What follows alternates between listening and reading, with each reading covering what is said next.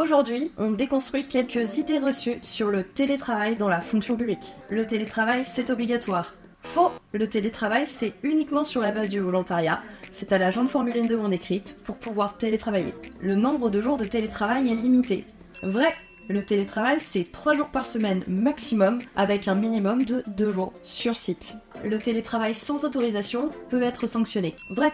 Le fait de télétravailler sans y avoir été autorisé au préalable peut s'analyser comme un manquement à vos obligations professionnelles et justifier une sanction disciplinaire. Je ne peux télétravailler que depuis mon domicile.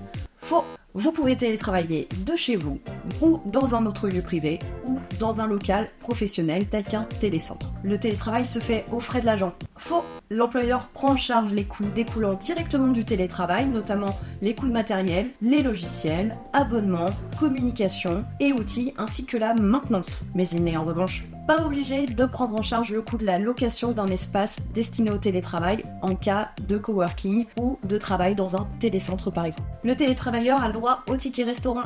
Vrai! En télétravail, vous bénéficiez des mêmes droits que les agents qui exercent sur site, mais vous n'aurez pas de ticket restaurant si vous avez accès à un dispositif de restauration collectif, à savoir une cantine. En télétravail, pas d'accident de travail. Faux! L'accident survenu sur le lieu du télétravail, pendant l'exercice de l'activité professionnelle du télétravailleur, est présumé être un accident de travail, et même si l'accident a lieu pendant la pause déjeuner.